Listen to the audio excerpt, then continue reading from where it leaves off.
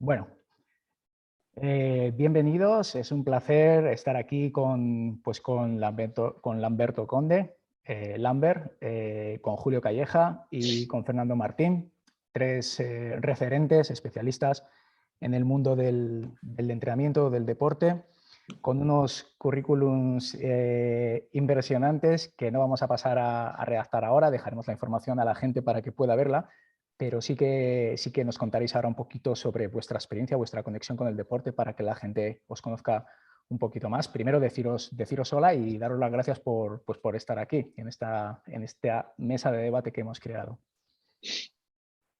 Vale, pues nos vamos a dirigir, normalmente nos va a estar viendo aquí personas que son entrenadores, son fisioterapeutas, muchos son estudiantes de último curso, habrá gente de TAFAD, también del grupo de SIDE que tenéis ahí, Lambert, y también hay profesionales que llevan varios años teniendo experiencia en el mundo de las lesiones y el deporte, que es un poco nuestro tema central para este debate. Da mucho para hablar, seguramente necesitaríamos horas, pero juntar a 4 personas como nosotros, como vamos de tiempo, y que podamos sacar unos minutos, ya es una labor casi de alto rendimiento, similar a lo que se necesita hacer en el mundo del entrenamiento. Entonces vamos a intentar ir al grano y contar algunas cosas que pueda ayudar a la gente, ya no solamente desde el punto de vista tan académico, sino desde el punto de vista experiencial. Con toda esa experiencia que habéis acumulado, ¿qué podemos transmitirles, ¿no? Entonces os agradecería si cada uno hace una pequeña presentación y conecta un poco cuál ha sido su experiencia en el deporte y dentro del deporte su experiencia con las lesiones, tanto quizá a nivel personal como a nivel con los equipos y con las personas con las que habéis trabajado. Si queréis, yo mismo empiezo y así ya os doy paso enseguida y podéis un poco dar a conocer a la gente un poco vuestro trabajo y después entramos en unos temas un poco más específicos de lesiones y deporte. Bueno, la mayoría de la gente que está aquí me conoce, soy Fran Tarantino y mi experiencia es como académica, es como licenciada en educación física, también hice varios años de posgrado, soy fisioterapeuta, osteópata, pero lo más importante de todo esto, yo digo, mi conexión con el deporte es que yo fui un deportista desde muy joven y me lesioné muchísimo y quizá eso es lo que me ha ayudado a tener un nivel de comprensión o una manera de hacer las cosas diferente a lo que me encuentro muchas personas por ahí que no están tan conectadas con el mundo del deporte, ¿no? Que es cuando has sufrido en tus propias carnes las lesiones y has tenido que salir adelante. Así que durante los últimos 25 años, ya no solamente como deportista, sino he entrenado también a deportistas de élite, como vosotros también.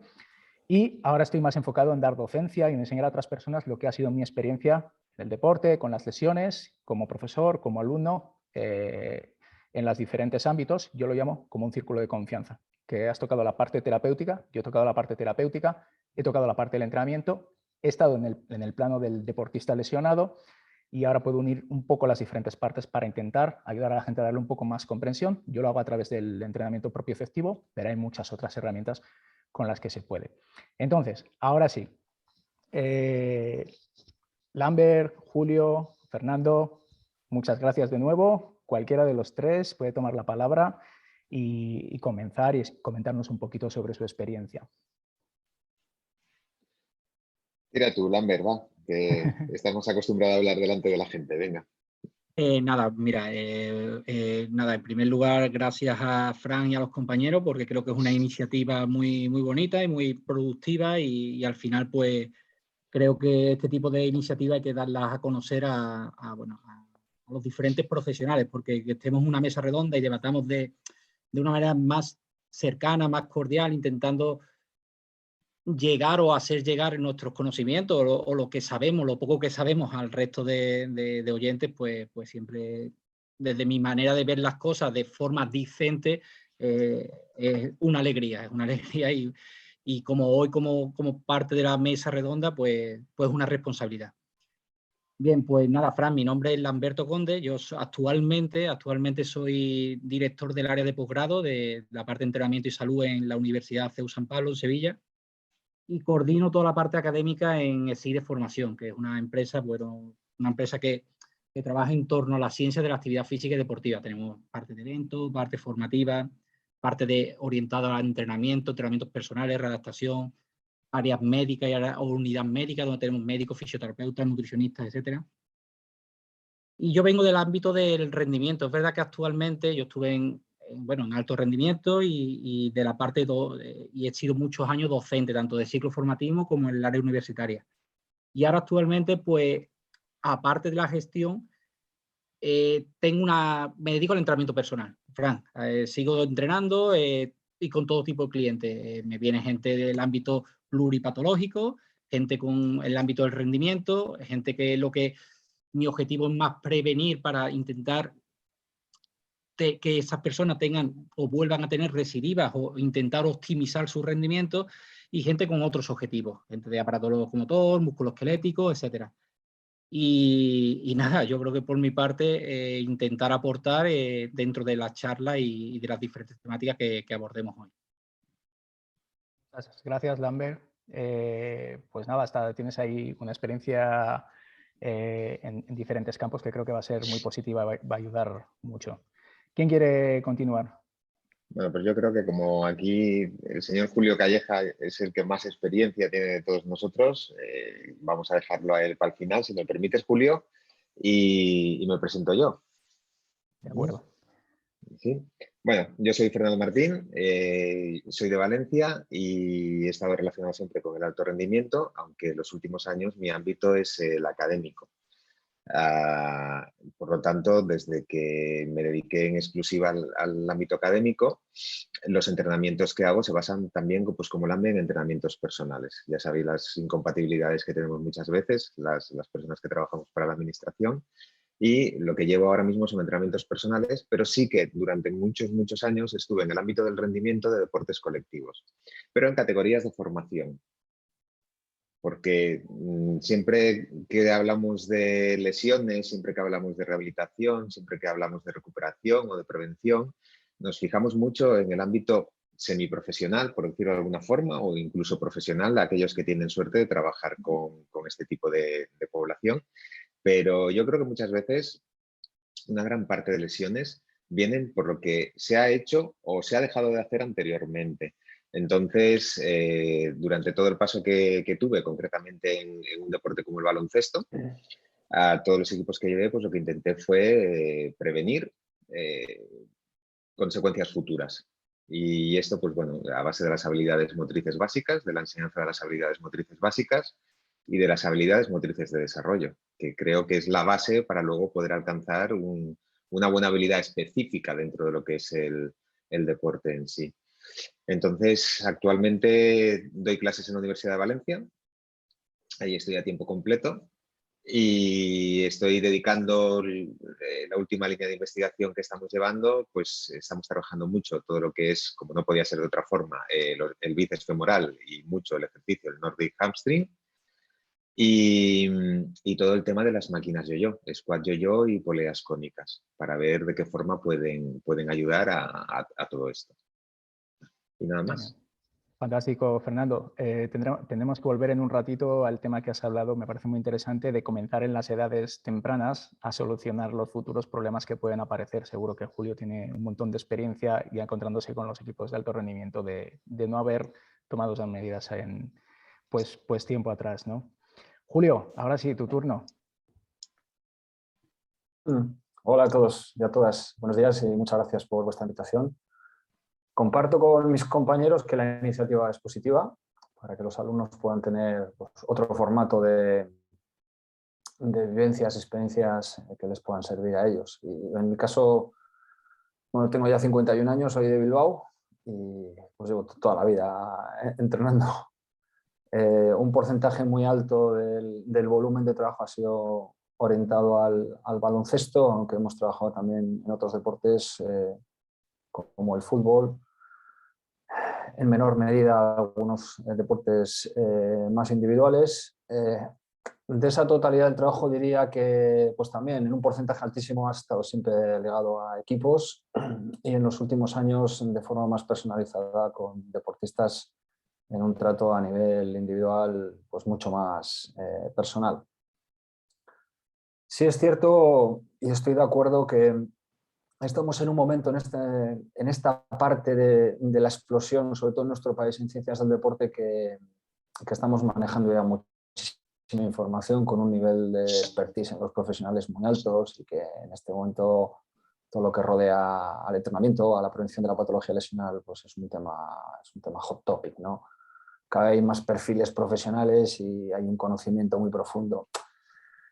Yo quizás a lo largo de la exposición sí me gustaría recalcar dos cosas para complementar un poco lo que habéis comentado anteriormente. Y es, por un lado, quizás hace falta definir con mayor precisión dónde están las competencias de cada uno, el redactador, el profesional experto en prevención, el perfil especializado en músculo, tejido blando, los algoritmos, las formas de trabajar, los diferentes criterios, el approach, la conexión entre profesionales de los equipos y los de fuera, cuando trabajas de externo, cuando estás interno, cuando estás en una selección y tienes que coordinar. Bueno, pues todavía ese mare magnum en la ensalada quizás tenemos que ser más precisos, ¿no? Y definirlo con más criterio para que el cliente final, que es el deportista, pues pueda ser el mejor beneficiario del producto. Sí es cierto también que la lesión es en este momento uno de los principales problemas. De hecho, hasta el punto de que es más importante que el jugador o el deportista esté disponible más que esté en el mejor momento de forma. Nos encontramos que entre la situación del COVID, ahora con la guerra, pues, los equipos tienen muchos problemas para configurar plantillas, para poder plantear entrenamientos. Y eso que hace que, mira, es mejor por lo menos que estés, aún no estés en el mejor momento. Y luego de forma ya más específica estamos viendo como cada vez tenemos más acotadas las lesiones, sabemos cuál es el foco lesional, cuál es el mayor porcentaje de lesionabilidad en el deportista, cada vez se está estudiando más el complejo fenómeno holístico de cómo lesionar, cuál es el mecanismo lesional, la etiología, cómo afrontar el problema, reducir los plazos mínimos, el return to play, return to training.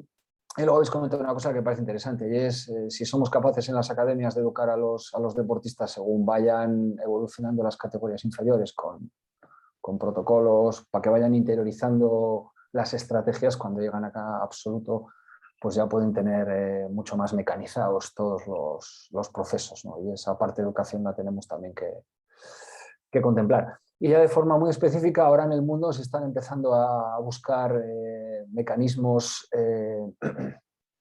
neurológicos. Quizás el entrenamiento del sistema nervioso es quizás el que más nos puede aportar para que cuando ese deportista se ha lesionado en horas posteriores ya esté produciendo impulsos que nos permitan minimizar el tiempo de parada, el tisular, ¿no? Que es quizás ahora donde más problemas tenemos, ¿no? Respetar los plazos, pero que viendo la heterocronía de los tejidos humanos podemos ser capaces de por mecanismos intrínsecos y extrínsecos poder acelerar y reducir el periodo de vuelta a la competición. Son quizás los puntos ahora en los que más se está trabajando, además de lo que decía Fernando, de la dosis vacuna del trabajo excéntrico puntual, es quizás ahora donde más tenemos que trabajar y ahí el producto estrella es la musculatura isquiosural, que debido a su complejidad no somos capaces de buscar elementos para prevenir la lesión. Genial, Julio, muchas gracias por esta introducción. No sé si decir que ha sido muy bonito todo, pero me habéis fastidiado porque ahora tengo preguntas para las próximas 3 horas y no tenemos tanto tiempo, solamente de los temas que habéis tocado, que lo decimos así porque es nuestro día a día, pero detrás de eso hay muchísimo para hablar, ¿no? Me interesa en general todos los aspectos. Voy a tomar ahora un tema de Julio. Creo que tienes un poco menos de tiempo para estar en la reunión, Julio, entonces quizá comienzo con algo de lo que has dicho tú, ¿vale? Esta parte de definir dónde están los límites, las competencias de cada uno, que es muy interesante, pero a la vez muy conflictivo, ¿no? Porque, primero, varía ya no te voy a decir de un país a otro, porque de un país a otro varía cómo se hacen las cosas y vosotros tenéis experiencia internacional y lo sabéis. Pero es que ya varía de un equipo a otro, depende en qué mundo te metes, en qué equipo y cómo se hacen las cosas, tienes que cambiar totalmente la visión de cómo hacer las cosas, ¿no? Entonces, por ejemplo, tú o algunos de vosotros que habéis trabajado con equipos, lograr esa interrelación entre los diferentes profesionales que se coordinen y que no acabe afectando finalmente al deportista, porque al final es al que acaba afectando también, que uno le dé un punto de vista de lo que tiene que hacer y otro le dé otro, que el entrenador tenga una visión sobre lo que tiene que hacer para recuperarse una lesión, el fisioterapeuta otro, el médico le dice otra cosa y el manager piensa en otra totalmente. Entonces, esa coordinación entre los diferentes profesionales es compleja. Quizá no en un equipo muy grande o en un equipo muy sofisticado con muchos medios, pero en el 99% de los casos pues es compleja. ¿Cómo veis esta situación? ¿Qué herramientas lográis o tenéis para resolver este tipo de conflictos y que, como digamos, que vayan todos a una, ¿no? Todos a un mismo objetivo? Bueno, es buena pregunta. Yo creo que es uno de los aspectos, de los principales problemas que te encuentras cuando llegas a una estructura profesional. Hay 4 o 5 puntos clave. El primero es la figura emergente del Director of Performance, Head of Performance, o esa figura relevante que es capaz de aunar todo lo que no es el deporte y que organiza a todos los profesionales con el objeto de darle al entrenador o al deportista el producto final. Es una persona que en este momento se está instaurando en el deporte mundial, esa es clave. La segunda, ver en la estructura si esa persona está por encima o por debajo del médico o a la par, porque el médico, por su historial, su estatus y formación, siempre ha sido el no oficial Head of Director of Performance en los equipos de trabajo, es la persona que diagnostica y toma las decisiones. En función de dónde estés tú en la cadena, pues ahí se generan muchos problemas, ¿no? Si estás por encima, a la par o por debajo. El tercer nivel de problema viene por tener una estructura en la cual haya perfiles mixtos. Por ejemplo, se están empezando a ver, así como el grado en Ciencias del Deporte, el INEF, más el redactador, es una figura que hemos conseguido aunar y que me parece espectacular. En este momento se están viendo los equipos, por ejemplo, figura de nutricionista, fisioterapeuta. El otro día hablaba con un equipo de Primera División. Entonces hace que esas gaps entre profesionales con los mixtos vayan mucho más rápido. Pero no debemos olvidarnos que en cualquier proceso de rehabilitación, retention training, las estrellas, el profesional que prescribe entrenamiento es el grado en Ciencias del Deporte. Es un preparador físico especializado. Y además por ese orden, si además es fisioterapeuta, mucho mejor, pero las personas que se tienen que encargar de entrenar, que dar la dosis de carga, es el especialista en entrenamiento. Los demás son, en este caso, técnicos de apoyo. Otra cosa es que seas además fisioterapeuta, te va a permitir entender mejor todo el mecanismo patológico lesional, pero no tenemos que obviar ese orden. Entonces, lo que no podemos permitir es que haya gente que entre de la misma forma que nosotros no tenemos que medicar ni tenemos que diagnosticar. No podemos permitir que se pase la línea del gap. Esa es fundamental. Y luego yo creo que el éxito, si alguna vez alguien tiene la experiencia de estar coordinando este tipo de estructuras, es que seas un perfil que deje el mayor protagonismo al especialista y que él se sienta cómodo, que se sienta protegido y que le dejes trabajar. Si consigues esa dinámica y ese flujo, normalmente las cosas suelen salir. El problema es que los egos en ese tipo de estructuras es muy grande. A veces anteponemos el interés personal y no debemos olvidarlo que la lesión es holística y no depende exclusivamente de uno. Son muchos de los pasos que se hagan bien y minimices el riesgo de lesión. Lo que pasa, al menos en mi experiencia, Julio, sí que pasa este afán de protagonismo individual, ¿no? Que aunque nosotros conscientemente y racionalmente digamos, bueno, eso no es mi campo, eso se ocupa otro, siempre está ese diablillo ahí detrás queriendo, si estás en un equipo profesional, queriendo tener como tu participación, como decir, bueno, yo soy el que contribuye y creo que crear esa conciencia de somos un equipo y cada uno pone su parte, pues es fundamental. Y eso es lo más complicado al final, ¿eh? Las relaciones entre los diferentes humanos que están ahí. ¿Queréis aportar algo a lo que ha dicho Julio, Lambert o Fernando? Yo en mi caso... Habla tú, Fernando. Perdón, Lambert. En mi caso añadir pues, que al ser categorías de formación se presenta una figura externa que no es tan externa, que son los padres. Y claro, ya tienes que entrar a lidiar con otro tipo de personas que no tienen capacidad de decisión dentro de lo que es el club, pero deciden todo. Entonces, una cosa es el deporte de formación normal y otra cosa es el deporte de formación en la cantera de los equipos, ¿no? Cuando estamos hablando de rendimiento. Y ahí sí que es un problema grande, porque si ya en clubes profesionales de primera división no están claras las estructuras, ni, voy a decir jerarquía, por nombrarlo de alguna forma, ¿no? O un organigrama sencillo, pues imaginaros en los clubs de categorías de formación dentro de lo que es la cantera, ¿no? Claro, yo entiendo a los padres. Para mi madre el más guapo del mundo soy yo y pues para cualquier padre el mejor jugador es su hijo. Entonces, al final creo que es un poco lo que dice Julio, es quién lidera todo ese entramado de relaciones, porque al final son relaciones sociales, mucho más que laborales.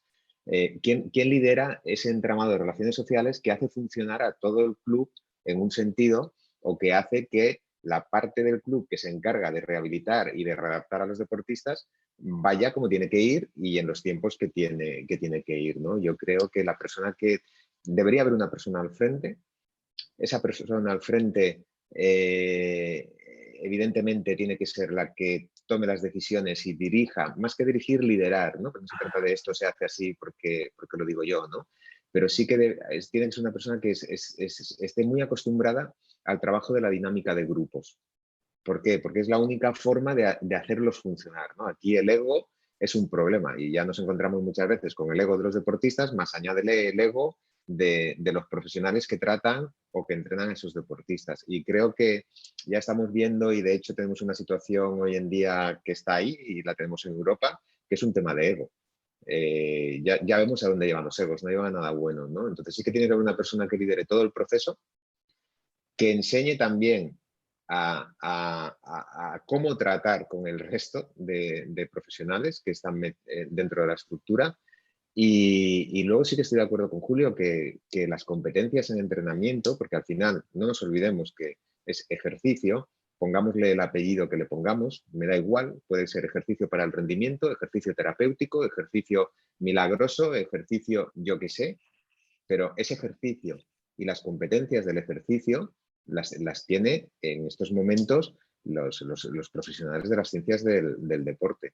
Sobre todo porque son los que saben dosificar.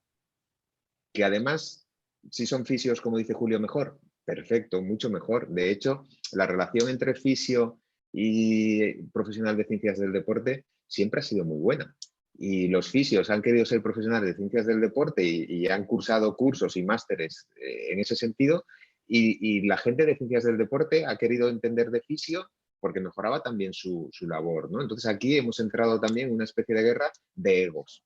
Yeah. Los egos, dejémoslos para los que están arriba y nosotros dediquémonos a relacionarnos bien entre todos y a llevar. Y eso lo tiene que liderar alguien que maneje muy bien la dinámica de grupos. Sí, puede ser fundamental tener una persona que en algún momento dado diga, oye, mira, por ahí tiramos. Yo tengo una visión global, entonces por ahí es por donde hay que ir. Yo tengo que decir, yo que he estado en las dos partes, tanto como entrenador como fisio, he vivido las dos partes. A veces he tenido que confrontarme y pelearme conmigo mismo a ver quién tenía que hacer una cosa u otra, pero lo he superado al tener pues las herramientas para ambos, ¿no? La línea que separa dónde empieza uno y dónde acaba otro a veces no está tan clara, y eso, de ahí surgen mucho los conflictos, de los egos también, por supuesto. Eso es un gran enemigo, entre comillas.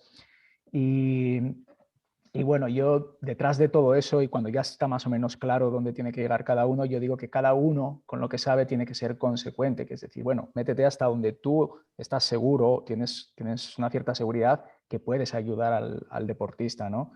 Porque ya no es una cuestión de funciones. Como soy el fisio, yo hago esto. No, mira, puedes ayudar a esa persona con el problema concreto que tiene, o no puedes ayudarlo. Cuando no puedes ayudarlo, pero puedes poner tu parte, entonces colaboras con otra persona o haces un trabajo conjunto. Y creo que necesitamos a veces no marcar las líneas de dónde están los estándares de la fisio, el entrenamiento y otras disciplinas, sino marcar los límites de hasta dónde cada uno con su propia responsabilidad debería llegar, sabiendo que está haciendo lo que realmente domina, ¿no? Entonces creo que ya es una cuestión de unir también lo personal, hasta dónde llega cada uno. Bueno. A mí me gustaría aportar dos o tres cositas respecto a lo que han dicho los compañeros. Totalmente comparto la línea que estáis siguiendo, es decir, lo que comenta Julio, lo que comenta Fernando y por dónde vas tú, Fran. Pero sí, cuando tú te vas a los artículos, papers, todo el mundo tendemos, porque al final la ciencia va así, la investigación, y hablas de fases o periodos. Todo el mundo habla de una fase postquirúrgica, que quién es el que se encarga, si se encarga el doctor o el fisioterapeuta, una fase de rehabilitación, una fase de readaptación, una fase de reentrenamiento y una fase de return to play. Normalmente, ante un bíceps femoral, un LCA, cualquier lesión un tendón de Aquiles, lo que queramos, cualquier tipo de lesión, tendemos a marcarnos fases y diferentes profesionales a trabajar en las distintas fases. Cuando vas a la realidad, es verdad que los distintos profesionales intervienen en todo el proceso, pero no hay una fase donde termine el fisioterapeuta y empiece el readaptador, el preparador físico, etc. No hay una fase como tal. Al final, cuando tú hablas con profesionales que están dentro de equipos de rendimiento, hay una conexión. Y por eso hay una frase, o una frase no, es el tema de habilidades sociales. Es muy importante cuando tú llegas a equipos de alto rendimiento, o equipos no de alto rendimiento, equipos donde hay, bueno, tú llegas de forma externa y te introduces de manera interna en un staff técnico, pues lo primero que tienes que hacer es escuchar, ver qué se está haciendo y qué puedes aportar tú. Y a partir de ahí tendrá que haber una sinergia, un trabajo en equipo y ser capaz de llegar a un acuerdo. El problema es lo que ha dicho Fernando y que a su vez ha dicho Julio, que el tema de los egos todavía es complicado. Complicado porque hay gente que le gusta tener más parte del pastel dentro del equipo. Y hay una cosa que tenemos que tener claro, que como habéis dicho, la dosis del entrenamiento, es decir, la dosis de ejercicio es del licenciado en ciencia del deporte. Es la única persona que está cualificada para decir qué repeticiones, qué volumen, cómo planifico, microciclo, macrociclo, mesociclo, es decir, qué se trabaja en cada periodo. Y eso, el fisioterapeuta habrá otro tipo de cosas que haga en una fase inicial donde tratamiento de la kinesiofobia, tratamiento de imaginería motora, tratamiento de terapia espejo, neuronas espejo, todo ese tipo de trabajo con recursos o técnicas fisioterapéuticas. Para mí, ese es el trabajo que debe de hacer en fase aguda, en una primera fase, el trabajo médico, vamos a llamarle médico, a la parte fisioterapéutica y a la parte médica. A partir de una fase de reentrenamiento, de patrones motores, vuelta al juego, planificar, que vuelva a las mismas condiciones que estaban los jugadores anteriormente o que estaba él anteriormente. Todo eso, a mi modo de entender, debe hacerlo él, o la persona más cualificada es la persona en ciencias del deporte. Especialista, porque el problema es que en la carrera nos salimos pues, muy general de todo. Claro. Respecto a la parte formativa, hay un problema y yo lo dejo en el aire porque en la ciencia, a lo mejor Fernando sabe algo más de esto, pero es verdad que hay poca lectura sobre esto que voy a decir.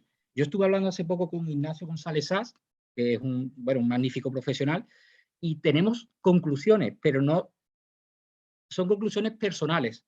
Y es, ¿por qué cada vez se lesionan más los jóvenes? Tú miras 10 o 15 años atrás o 20 años cuando Julio jugaba, Fernando jugaba, yo jugaba. Tío, ¿quién se lesionaba en nuestra edad? Con 18 años, 17 años. No había lesiones. Yo recuerdo en mi época, ¿quién se lesionaba un chaval? Ligamentos cruzados con 17 años. Es muy raro. Ahora se ha aumentado un 100%, es decir, un 400%, perdona. Ha aumentado muchísimo más las lesiones de LSA en chavales de 16 a 18 años, cuando antes era algo anormal. Yo tengo 3 propuestas y creo que una es la poca riqueza motriz. Antes estábamos más tiempo en la calle, la gente jugaba al tenis, jugaba al fútbol, hacía atletismo, hacía otro tipo de deporte.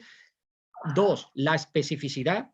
Los niños de hoy en día entran en escuelas de fútbol, de básquet a los 6, 8 años y solo es el deporte que practicas. Al final, cuando tú practicas algo por mecanismos descompensatorios, es decir, por especificidad del gesto, lo que hace es descompensar otras estructuras. Y el 3 que creo yo, bueno, más que creo, una reflexión, es el único equipo que yo conozco que lo ha hecho. El Bayern de Múnich ha suspendido las categorías sub 8 y sub 10. Es decir, los jugadores de 8 y 10 años en el Bayern de Múnich, en primera, es decir, el primer equipo del Bayern de Múnich en categorías inferiores, la han suspendido, no suspendido como tal, sino han favorecido que los chavales hagan otros deportes, empiecen a hacer otras cosas, porque se están dando cuenta que la poca riqueza motriz y una ausencia de provoca o parece ser una serie de descompensaciones, desadaptaciones que pueden, porque no lo sabemos, pueden provocar o aparecer o ser causa de todo este tipo de problemas. Y ya la última, perdonad, y la última me extiendo, es el tema de Big Data, como ha dicho Julio.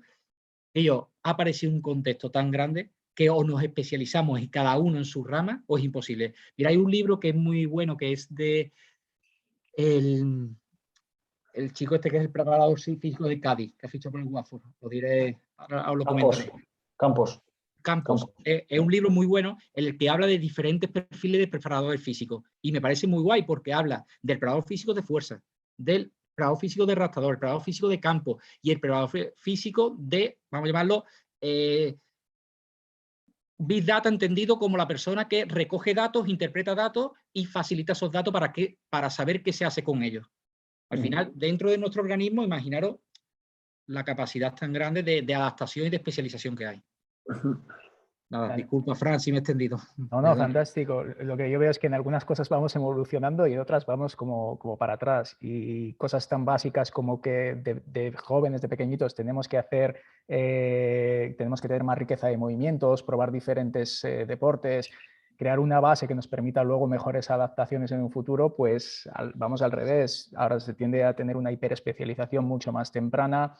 Y como tú dices, pues enseñar a los niños a lo mejor habilidades muy, muy, muy específicas que luego les provocan al medio y largo plazo, seguramente que Fernando tiene experiencia con eso, pues un potencial mucho mayor de lesiones, ¿no? Y además vete a saber si el deporte que empiezan haciendo con los 8, 9 o 10 años es el que van a hacer después o si van a seguir haciendo deporte, con lo cual van a ser unos límites increíbles en cuanto al nivel de movimiento, ¿no? Y luego la parte de toda la información que circula hoy en día, ya no es que haya mucha información, es la forma en que nos llega la información. A un golpe de clic con un teléfono, con un ordenador, tienes millones de informaciones. Entonces, pasa en la educación física, pero en la fisioterapia se ha visto mucho. O empiezas a especializarte en un área concreta o eres uno entre 200.000 más. Una cosa que sí os quiero comentar, yo que también estoy más ligado al mundo de la fisioterapia, es que en los últimos años ya está habiendo una transición a trabajar más a través del movimiento y el ejercicio, porque la fisioterapia más convencional era muy estática, en camilla, a través de aparatología. Y, por ejemplo, yo que vengo del mundo del deporte, es que yo creo que he usado un 10% de camilla y 90% siempre todo lo que he hecho ha sido a través de ejercicio, ¿no? En ese aspecto, la figura del fisioterapeuta está evolucionando mucho. Creo que sí puede trabajar a través del movimiento y del ejercicio. Necesita aprender mucho más de planificación y de estructuración de sesiones y todo lo demás, y aplicarlo dentro de la propia rehabilitación, del periodo de rehabilitación de lesiones, y entender ya de una vez que rehabilitarse de una lesión, ya no entro en la readaptación, pero la propia rehabilitación, haciéndola a través de ejercicios. Yo lo hago a través de entrenamiento propioceptivo, pero tenemos pues, profesores en la academia que lo hacen a través de trabajo del sistema fascial, o Leandro, por ejemplo, que va a estar también en el Congreso de SIDE. Es mucho más rápida, mucho más eficaz que los tratamientos totalmente pasivos, ¿no? Que no quiero decir que algunas cosas sirven como complemento, pero esa rama del movimiento y del ejercicio hay que desarrollarla mucho más también dentro del mundo de la terapia, manteniéndose pues, en los límites de la fase de rehabilitación, ¿no? Yo creo que te iba a decir que tirases tú, que tienes prisa. Gracias, Fer. Han salido cosas interesantes. Yo creo que el hilo conductor de la mesa va por una línea, pero de forma paralela han salido aspectos interesantes. Algunos de los que se me ocurren para reforzar las ideas de Fernando y de Lambert, que comentaban ahora, Fran, es el hecho de que yo creo que esa figura tiene que emerger por respeto, no por imposición. Yo creo que mucha clave de estas cosas es que ese líder, no te quiero decir que sea aclamado, ¿no? Pero sí que todo el mundo le respete, ¿no? Entonces las cosas fluyen más. Y el respeto en la vida te lo ganas o porque tienes un estatus y has demostrado en tu área que eres una persona competente y reconocida, y que te pones el mono de trabajo y eres el más, ¿no? Así te respetan. Pero con los deportistas pasa igual. Cuando más alto tienes la oportunidad de trabajar, te das cuenta de que o eres alguien que ha estado en situaciones que a ellos les puedes aportar y les puedes hacer ganar, o trabajas más que ellos. No hay otra fórmula para ganarse el respeto en la vida. Luego también es cierto que muchos de los problemas que tenemos los habéis ido comentando, ¿no? La contraespecialización, la contraespecificidad hace que a veces nos olvidemos de aspectos de contralateralidad que nos dan soporte y equilibrio, ¿no? Ya nacemos desequilibrados de por sí. Somos monopodales y además fortalecemos un área, estamos descompensando, nos lesionamos, la volvemos a compensar, contracompensamos y nos pasamos la vida así, ¿no? Y eso está muy ligado a la lesión deportiva. Otro aspecto interesante que comentabais es esa hiperespecialización que hace que el ego baje, ¿no? Es decir, recuerdo una reunión en Estados Unidos con varios deportistas, con una franquicia americana, en la que teníamos un tema encima de la mesa para un jugador en la selección, y tuvimos un punto en la conversación en que el fisioterapeuta readaptador especializado era de tejido blando, ¿no? porque tenían otro tejido rígido. Es decir, si somos capaces de derivar todas las lesiones musculotendinosas, en la cual tenemos 2 profesionales y uno está especializado en vaina y en tendón y el otro está especializado en paquete musculofacial, pues evidentemente es un profesional que lee mucho, y en ese punto de diferenciación y de especificidad y expertise muchas veces no surge el problema, ¿no? Porque él interpreta que yo hago tornillos verdes y tú haces tornillos, ¿no?, amarillos. Muchas veces el conflicto llega entre 2 personas que están en el mismo nivel y quieren ese protagonismo. Una estrategia de ese director es ser capaces de gestionar mucho los premios y el protagonismo, ¿no?, intentar equilibrarlos. Recuerdo una vez una cena con Juan Corbalán, que ha sido un gran deportista en este país, que ha sido todo hasta que Pau llegó con la generación del 80, fue ese gran jugador, ¿no? Y me acuerdo que me decía de una cena, mira, yo era base del Real Madrid de la selección, y cada vez que había un tiempo muerto iba al descanso y le preguntaba al delegado que me dijera al oído, sin que nadie se diera cuenta, cuántas veces le había pasado el balón a la estrella A y cuántas veces le había pasado el balón a la estrella B, ¿no? Bueno, pues un mecanismo tan simple como ese es de equilibrar ese tipo de situaciones, ¿no? Esa habilidad personal de la que hablamos hace que tengas que dar ese rol de protagonismo en determinados momentos de una forma más o menos compensada a todos los miembros del staff para que se sientan integrados, ¿no? Porque siempre hay uno que trata de emerger y siempre hay un momento en que uno es más protagonismo del otro. Bueno, es un juego de equilibrios que necesita de expertise en recursos humanos. Luego, respecto a las lesiones, yo estoy cada vez más convencido de que, sobre todo en deportes de conjunto, si los deportistas se lesionan en entrenamiento es porque la densidad carga-recuperación no es la adecuada. Un deportista no se lesiona en su casa, especialmente cuando es joven. Y 2, si se lesionan durante el partido es que no está preparado para competir. Entonces, la densidad del entrenamiento, que ahora con el GPS la tenemos muy controlada, es parte del éxito. Y además ya nos viene un poco a nuestro campo, ¿no? Muchas veces decimos que nuestro éxito es cuando en una sesión de entrenamiento no tenemos que aplicar protocolos de recuperación, porque la densidad de tiempo-carga ha sido la adecuada y ha habido adaptación. Es verdad que se va acumulando a lo largo de la semana un concepto crónico que nos va a dar el ratio, pero si somos capaces de gestionar los tiempos de pausa adecuados, vamos a minimizar mucho el riesgo de lesionabilidad que se produce por sobrecarga. Y luego otro de los aspectos importantes que comentabais, y estoy totalmente de acuerdo, es la formación, ¿no? Cómo estás en medio de un tumulto de padres, agentes, representantes, entrenadores, personas que tienes que ser capaz de... Y nos olvidamos del deportista, que es lo más importante, a veces no lo escuchamos. El primer mecanismo, como decía Lambert, es cuando llegas a una estructura, observar. Lo primero que hay que hacer es escuchar al deportista. Solo con una anamnesis inicial adelantas muchísimo. No hace falta pasar la escala de Borg, ni el TQR, ni una escala neurológica para saber si es deportista, simplemente con escucharle. Y en este momento la inversión de tiempo viene por el entrenamiento neurológico. Las neuronas espejo, pero sobre todo los impulsos, las motoneuronas alfa, las superficiales, generar estímulos periféricos, estímulos centrales, movimientos contralaterales del miembro no dominante, efecto cruzado del entrenamiento. Pero para eso hace falta entrenar con entrenamiento neurológico a los chicos en las academias generales de formación. Aislar sentidos, trabajo cruzado, miembro de dominancia, especialmente la vista, cambios de plano, ejes triaxiales, modificación de los sentidos. Hay sentidos que tienen mayor percepción que otros en tiempo y en espacio. Aislar, por ejemplo, oído, sensorial, táctil. Jugar con el miembro no dominante cuando hay lado cruzado, contra no dominante, contralateral. Son aspectos que todavía están en pañales y que tenemos que ser capaces de mejorar para conseguir ese todo en uno, que es el equilibrio corporal en una situación en la que estás hiperestimulado cuando estás en competición. Todo esto que dices es súper interesante. También la realidad es que la información de docentes como vosotros o personas con vuestra experiencia no llega a demasiada gente, porque lo que encuentras, y ya no digo en España o digo en general, yo también he viajado por varios países dando formación, y es que el nivel académico, lo que se transmite a los alumnos no es esto, ¿eh? O sea, está muy lejos, pero muy lejos de ser esto. Y la mayoría de la gente que nos está escuchando, muchos trabajan con deportistas, pero no con deportistas que tienen todos los medios como para hacer ese tipo de trabajo, ¿no?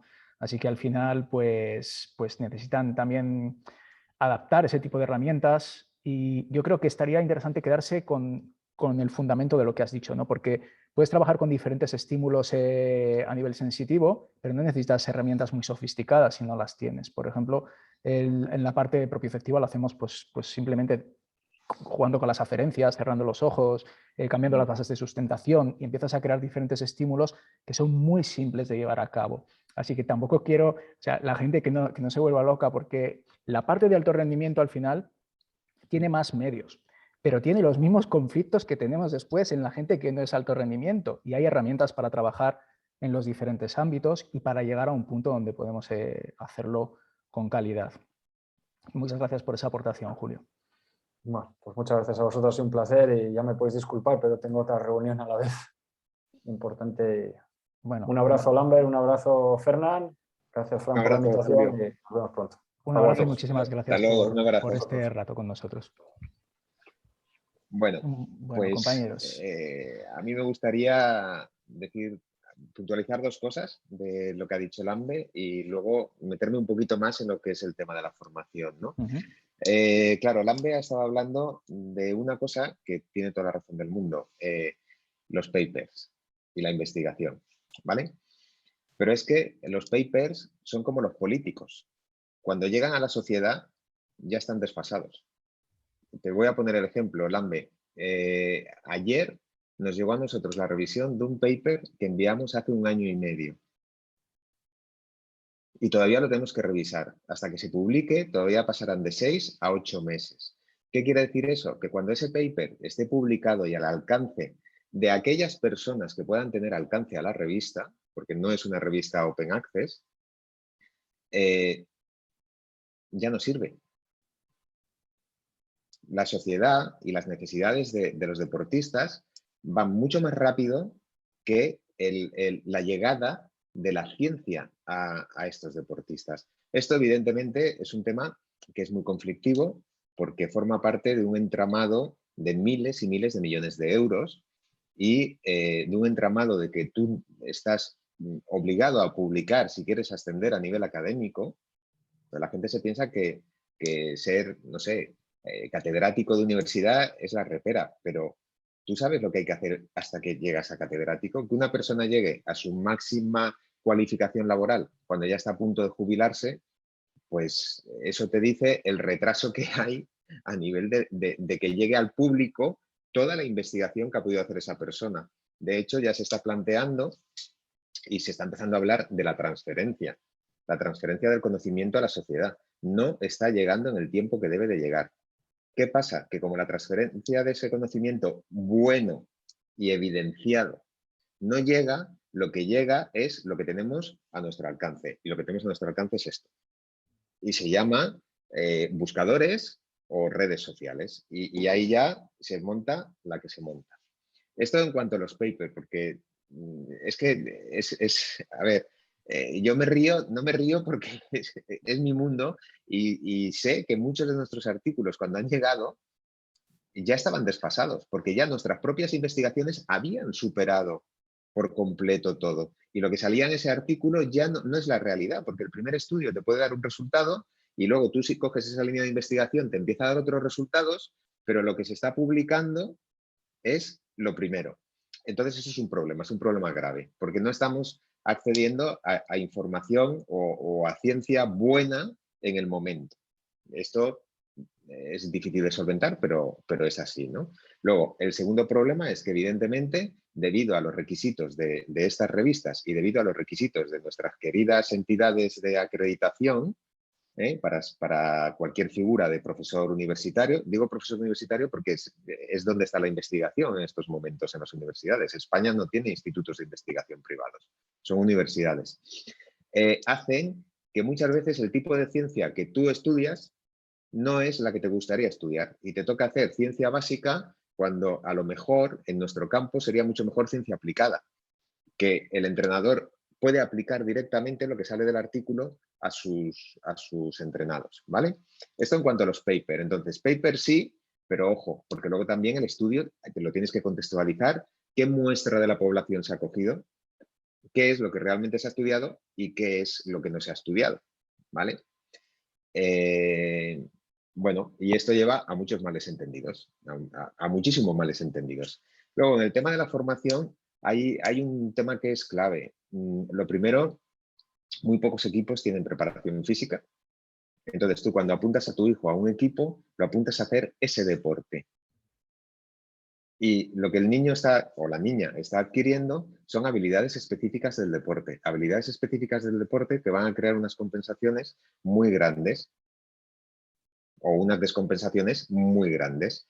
No hay un trabajo de habilidad motriz de inicio, no hay una riqueza motriz. Pero es que luego además, si te vas a los equipos que suelen ser los equipos A, que se denomina el A, el Junior A, el Cadete A, el Infantil A, estos a lo mejor tienen preparación física, pero la preparación física tienen 2 sesiones de media hora cada sesión. Con suerte puedes hacer la preparación física antes de la sesión de entrenamiento, porque como por horario te toca hacer la sesión de preparación física después de la sesión de entrenamiento, ya ahí sí que la hemos cagado. Perdón por la expresión, pero es que es la realidad que estamos viviendo. Entonces, claro, tú te encuentras con que tienes que ir con cuidado si haces la preparación física antes de que luego puedan rendir para que el entrenador los ponga a jugar porque están rindiendo en el entrenamiento, o te vienen destrozados del entrenamiento técnico y te encuentras con que dices, ¿y ahora qué les hago? Y lo que es peor, cuando ya hablamos de equipos de cantera, pues estamos muy acostumbrados a ver niños, por ejemplo, en categoría cadete, que doblan y triplican. Hablo en el tema de baloncesto, en el tema de fútbol no, porque por características del fútbol no puedes jugar tantos partidos seguidos. Pero es que yo he tenido niño en cadete que ha jugado 3 partidos. Sábado mañana, domingo tarde. O sábado mañana, sábado tarde y domingo. Eso es una densidad competitiva que no la tienen, porque se ha ido Julio, pero es que no la tienen ni los equipos de la NBA. Y luego llegan vacaciones y ¿qué hacemos? Llevamos a los niños al torneo o al campus. Y siguen compitiendo con el mismo deporte. Yo me acuerdo cuando yo era pequeño, a mí mis padres me apuntaron a un centro de tecnificación deportiva. En el centro de tecnificación deportiva yo pasé, creo que fue por 13 o 14 deportes, hasta que al final me dijeron, como eres bastante patoso con los pies y eres bastante patoso con las manos, pero corres muy rápido, pues tú vas a hacer velocidad en atletismo. Pero yo había pasado por un montón de deportes y eso nos da una riqueza. De hecho, en la universidad hoy en día, somos conscientes de que tenemos que cambiar los planes de estudio y tenemos que cambiar también muchas veces la mentalidad de esto. Claro, el proceso burocrático de cambiar un plan de estudio en una universidad implica años hasta que todo el mundo llega a un acuerdo y se puede sacar adelante, ¿no? Pero yo sí que me acuerdo, por ejemplo, cuando yo estudié el IBEF, no era facultad todavía, estábamos adscritos a la Universidad de Valencia, pero era el IBEF, Instituto Valenciano de Educación Física. Entonces ahí nosotros teníamos 14 deportes dentro de las asignaturas. Claro, podemos discutir si el deporte tiene que estar dentro de una facultad o no, pero lo que era evidente es que esos 14 deportes te daban una riqueza motriz muy, muy elevada. Tocabas todo. Sabías hacer volteretas, sabías nadar, sabías saltar girando, sabías saltar recepcionando, sabías saltar lanzando, sabías aterrizar, porque esa riqueza te la daba el haber hecho tanta variedad, ¿no? Entonces, claro, yo lo que veo es que dentro de lo que es el continuum del aprendizaje de las habilidades motrices, tenemos las habilidades motrices básicas, habilidades motrices de desarrollo y luego ya las habilidades motrices específicas del deporte en cuestión. Pero aquí le hemos dado la vuelta. Aquí empezamos con las habilidades motrices específicas del deporte y en su día, cuando nos acordamos, cuando ya tienen 18, 19 años, dicen, ¡ay! Que no hemos trabajado esto, vamos a trabajarlo. Y en ese momento, pues la ventana de oportunidad está abierta, pero ya no está tan abierta como cuando son más jovencitos. Entonces, claro, ese es uno de los problemas. Y esto evidentemente repercute el día de mañana cuando, con suerte, alguno de estos pasa a ser semiprofesional o profesional del deporte en cuestión, porque luego eso es otro aspecto. No todos llegan. Ahí en jovencitos es cuando empiezan pues los problemas y hay demasiada especificidad, ¿no? La capacidad de adaptación y la capacidad de crear patrones motores se da cuando somos muy jóvenes. Entonces, enseñar, aunque en IBEF o yo cuando empecé INEF también, que todavía no era facultad, hacíamos 14, 20 deportes en cada curso, hacíamos un montón, ya no era el momento. O sea, es que está muy bien ver que hay más cosas, pero el momento es cuando somos más jóvenes para desarrollar... ya no para desarrollar unos patrones específicos que sean mejores, sino para en el futuro poder adaptarnos mejor a crear otros patrones motores, que eso es lo que yo he observado mucho dentro del entrenamiento propioceptivo cuando hay una lesión. ¿Qué es lo que pasa? Y ahí entro un poco, pues ya pues con el campo, da igual, entrenamiento propioceptivo, pero podría ser, hablamos de motricidad en general, ¿no? Que un deportista está acostumbrado a moverse de una determinada manera concreta, a dar los pasos de una manera, correr de una manera, lanzar de una manera, tiene un patrón motor concreto, y cuando se lesiona ya no lo puede desarrollar más, porque si hace el movimiento tal y como lo suele hacer con su patrón motor, o le duele o no lo puede hacer simplemente porque ha perdido el rango de movilidad o ha perdido fuerza, pero su cerebro está tan acostumbrado a hacer las cosas de una determinada manera que cuesta, Dios y ayuda, poder hacer adaptaciones sobre ese patrón motor, cosa que no sería tan costosa si tuviera mucha más riqueza en sus habilidades motrices desde pequeño, ¿no? Y es una de las grandes causas que yo veo que causa que se empeore de la lesión, que incluso se vuelva a lesionar una y otra vez de la misma cosa, porque vuelve al mismo patrón motor cuando ya no lo puede realizar más, cuando hay que hacer adaptaciones, al menos durante la fase de recuperación, ¿no? Antes habéis hablado Julio, de Pau, ¿no? He visto el documental que tiene de su vida deportiva, que está súper bien, y él, por ejemplo, cuando tuvo esta lesión en el pie, se nota que tiene que hacer totalmente una adaptación para poder volver a jugar después de su lesión en lo que eran sus patrones motores, ¿no? Y lo que cuesta eso. Y eso que él tiene pues la mejor ayuda posible, ¿no? Cómo tenía que pisar diferente, girar diferente, cómo tenía... Pero porque nuestro cerebro, a través de los automatismos, nos lleva a hacer las cosas como siempre las hemos hecho. Entonces, yo creo que este trabajar en edades jóvenes sobre tener una mayor riqueza motriz nos facilitaría mucho la adaptabilidad de nuestros patrones motores en un futuro cuando tengamos que jugar a un deporte, ¿no? Aunque juguemos al mismo deporte todo el tiempo, cuando nos lesionamos ya no podemos movernos de la misma manera, con lo cual nuestra manera de movernos va a tener que cambiar y ahí necesitamos adaptarnos. ¿Veis problemas con esto? Por ejemplo, tú, Lambert, también que has trabajado con equipos de alto rendimiento. Sí, en base a lo que hemos hablado, Fran, al final mira, yo siempre tengo una frase que me gusta decirla cada vez que doy una clase, sea la clase me da igual que sea orientada a una lesión deportiva, a una optimización del entrenamiento o a obesidad y pérdida de masa grasa. Al final creo que somos diseñadores de estímulos. Todos los que hemos estudiado esta profesión, incluso fisioterapia, lo que hacemos es diseñar estímulos para crear fatiga y conseguir adaptaciones.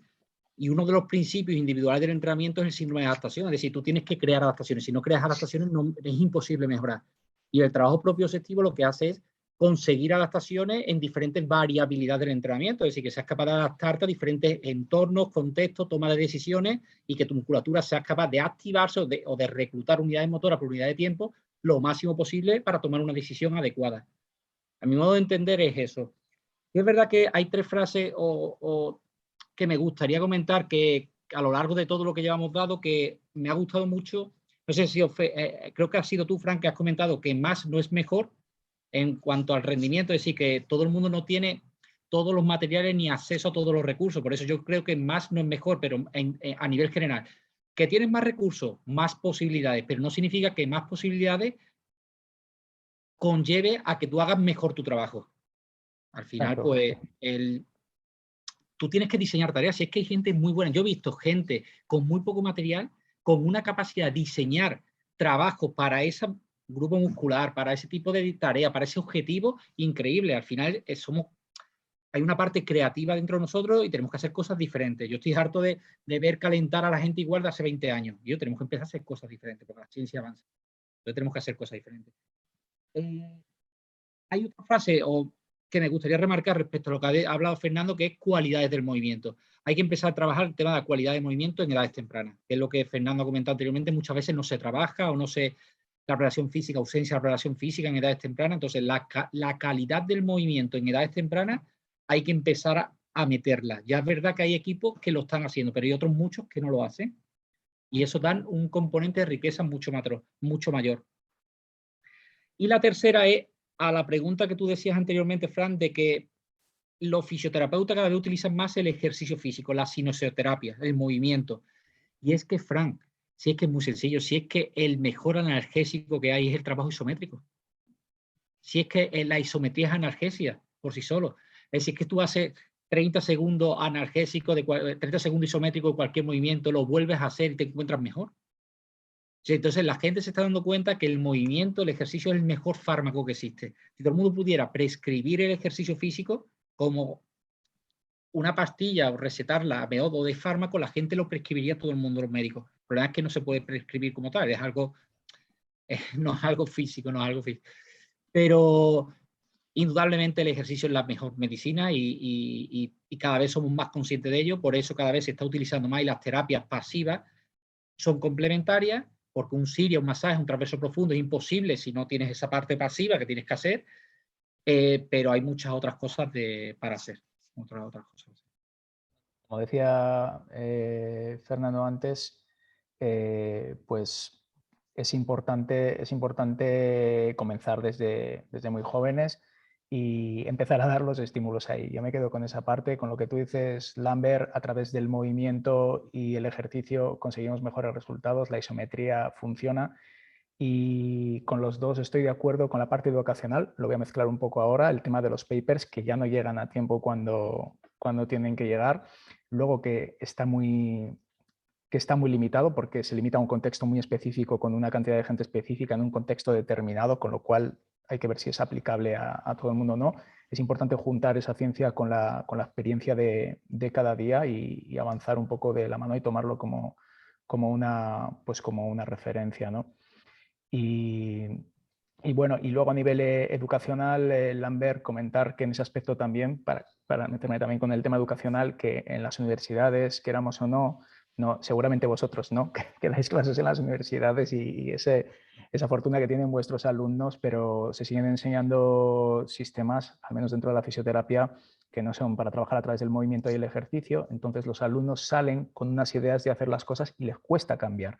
Porque cuando te han dicho que las cosas se hacen de una manera, hacerlas de otra manera cuesta. Ya es esa zona de confort en la que te metes, ¿no? Que si no te lo han enseñado desde el principio, luego, pues, ¿cómo le vas a decir a un alumno que lleva 4 años en la universidad que el 80 o 90% de las cosas que ha hecho no es con lo que se va a confrontar en la realidad, ¿no? Que es una base y que a partir de ahí tiene que empezar. Entonces ese paso a veces es complicado. Y es más complicado para gente que incluso ya no solo sale de la facultad, sino que lleva todavía más años trabajando de una manera determinada. Nosotros estamos haciendo en la academia mucho trabajo a través del entrenamiento propioceptivo, sistema facial, y la gente cuando lo prueba, porque les obligamos a hacer los ejercicios ellos mismos también y probarlos en sí mismos y ver que funciona, ahí empiezan a hacer una transición, pero madre mía, les cuesta, ¿eh? O sea, la gente va a las modas.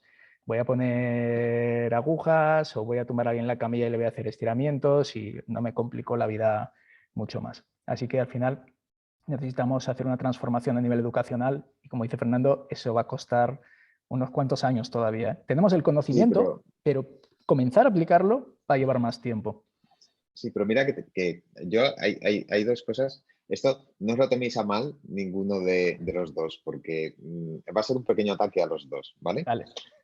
Lo primero, Lambe, yo me niego a decir que el ejercicio es medicina. No, el ejercicio no es medicina. No es medicina en dos aspectos y te lo explico. Es como cuando le digo a mis alumnos, el rendimiento es salud y la salud es rendimiento.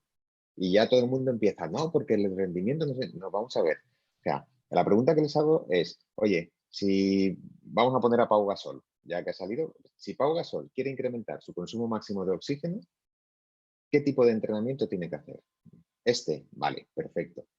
Y si mi padre, que tiene 80 años, quiere incrementar su consumo máximo de oxígeno, porque el consumo máximo de oxígeno es marcador de rendimiento, pero también es marcador de salud, ¿qué tipo de entrenamiento tiene que hacer? Bien, lo habéis clavado.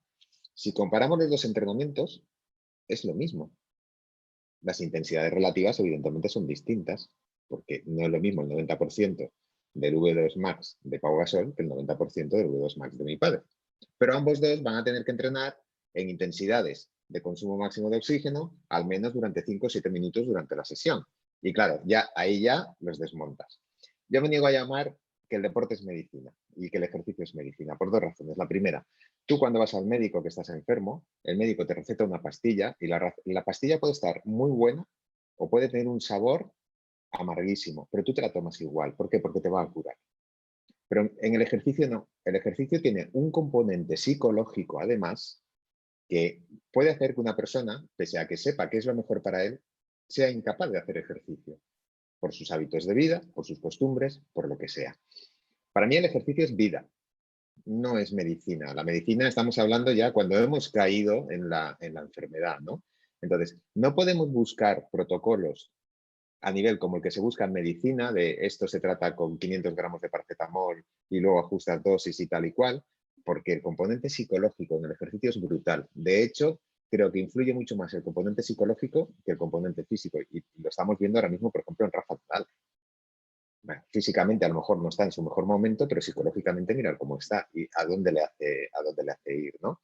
Y luego, me niego a poner también apellido al concepto de entrenamiento. O sea, no podemos hablar de entrenamiento funcional, no podemos hablar de entrenamiento propioceptivo, porque un entrenamiento bien planificado es funcional y ya es propioceptivo de por sí. Entonces, yo entiendo que en eso a lo mejor soy bastante radical, pero para mí son modas marketingianas. No, sí. Es que cualquier entrenamiento es propioceptivo, cualquier entrenamiento es funcional. Lo que tiene que ser el entrenamiento es estar bien diseñado y, sobre todo, bien adaptado al deportista.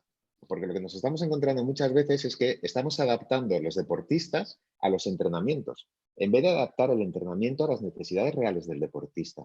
¿Nos hemos parado a ver qué necesidad real tiene este deportista? Porque es que muchas veces no lo hacemos. Se puso muy de moda las valoraciones, pero realmente estas valoraciones que estamos haciendo nos están diciendo qué necesidad real tiene ese deportista. Estamos buscando la mejor valoración y estamos buscando el mejor entrenamiento para ese deportista, porque en el momento tengamos el mejor entrenamiento para ese deportista, tendremos un entrenamiento funcional, un entrenamiento propioceptivo, un entrenamiento de la fuerza, un entrenamiento de la resistencia. Le podemos poner ya el apellido que queramos.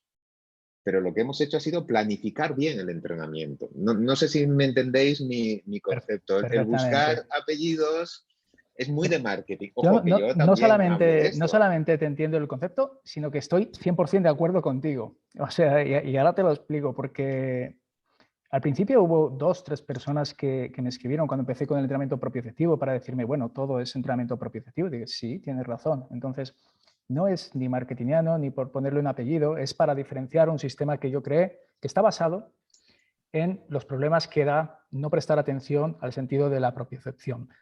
Pero, por ejemplo, en los diferentes libros que he escrito y en mis cursos lo explico claramente. No es que no hacemos propiocepción, en cualquier momento está presente todo el tiempo y todo entrenamiento es entrenamiento propioceptivo. Solamente yo he prestado especial atención a la influencia de diferentes ejercicios que tienen que ver con la estabilidad, con el control motor, con la concienciación estésica y con cualidades físicas básicas y específicas, y los he relacionado con el sistema de la propiocepción. Es el único motivo por el cual lo llamo así, pero estoy totalmente de acuerdo contigo y lo he tenido que aclarar 2 o 3 veces. O sea, no solamente no estoy en contra, sino que estoy 100% de acuerdo y es la perspectiva desde la cual yo lo veo también. Y luego, respecto al tema que comentas con la medicina, bueno, la medicina normalmente es, vamos al médico, hacemos esta parte pues cuando ya tenemos una patología, ¿no? Cuando tenemos un problema, pero también está la medicina preventiva y el ejercicio es salud y también yo creo que la mejor medicina sería la que nos ayuda a prevenir de estar mal y después la que nos ayuda a recuperarnos también. Yo creo que en este sentido Lambert iba en esa dirección. La medicina es salud, el ejercicio es salud, quiero decir. Sí, sí, es la dirección que va Lambert porque sí. Hablamos mucho, ¿no? Pero hay que oír, entiendo que haya que lanzar este tipo de mensajes porque son mensajes cortos y son mensajes que llegan y se quedan. Actualmente, claro. Mira, una de las discusiones que teníamos el otro día, estamos en un proyecto de innovación de centro aquí en Valencia, en la facultad, y claro, una de las cosas que nos estábamos planteando era pedirles a los alumnos que por lo menos lean un libro al año. Ojo, que esto a nosotros a lo mejor, bueno, a mí no, porque yo tampoco es que lea libros así de novela, por decirlo de alguna forma, o de cultura general, sino directamente nos hemos centrado en nuestros libros de texto, claro, hay que cambiar, porque hay que cambiar desde el primer momento, y para mí el primer momento es la formación del profesional. Tenemos que cambiar los planes de estudio.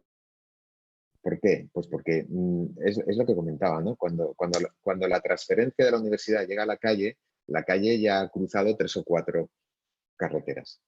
Entonces, es una pena. Yo me acuerdo, por ejemplo, en Holanda, tú vas a una clínica de fisioterapia en Holanda y dices, ¿dónde están los boxes de tratamiento? Son gimnasios. Es que son gimnasios y están equipados como un gimnasio. Ahora, aquí en España está apareciendo ya este concepto y es genial, porque al final el ejercicio es lo que te va a terminar, por decirlo de alguna forma, de poner bien o lo que va a empezar a ponerte bien, ¿no? Entonces, sí que esto es una cosa que debe de acabarse. O sea, la universidad tiene que ser transferencia continua. Y para eso la universidad debe de nutrirse de estos profesionales que están ahí fuera y hay que tratarlos muy bien y hay que intentar convencerlos de que vengan a dar clase a la universidad. ¿Por qué? Porque te están diciendo exactamente qué es lo que se está haciendo en estos momentos en la calle. Que muchas veces nosotros pues, nos metemos en nuestros despachos y no salimos a la calle. No es que me quiera tirar piedras en el propio tejado, pero tenemos que ser muy críticos y tenemos que ser muy críticos a todos los niveles. Porque sí que es verdad que perdemos el sentido de la realidad. Como también la gente de la práctica muchas veces pierde el sentido de que la base de todo lo que están haciendo es la teoría. Entonces, no podemos negar que la teoría tiene que evidenciar la práctica que tú estás haciendo, pero que la práctica, al mismo tiempo que tiene que dar un feedback a la teoría para que se modifiquen. Oye, ¿qué estáis haciendo? Vamos a empezar a estudiar esto, vamos a empezar a estudiar lo otro. Porque necesitáis este soporte, porque muchas veces se están haciendo cosas que te dicen, bueno, ¿y qué soporte tiene esto? No, es que no se ha empezado a investigar todavía. ¿Cómo que no se ha empezado? Pues si no se ha empezado a investigar, si no hay un paper que lo corrobore, yo lo siento, pero en esto no entro. Bueno, el que no haya un paper que lo corrobore no quiere decir que lo que se esté haciendo está mal hecho. No quiere decir que lo que se esté haciendo esté ayudando. Y esto viene por ese desfase, ¿no? Entonces, hay que modificar los planes de estudio. Tienen que ser, pues por ejemplo, introducir el concepto de prácticas extracurriculares o incluso curriculares, pero desde el primer curso, que los alumnos ya en primero ya salgan, ya empiecen en los centros de entrenamiento, ya empiecen en los clubs a tocar la realidad y con eso se enriquecerá mucho y yo creo que se mejorará mucho. Pero sobre todo habría que hablar también con los máximos responsables y que empezaran con políticas realmente eficaces de promoción del ejercicio. Porque los niveles de hígado graso que hay ya en todas las poblaciones son... Eso sí que es una evidencia.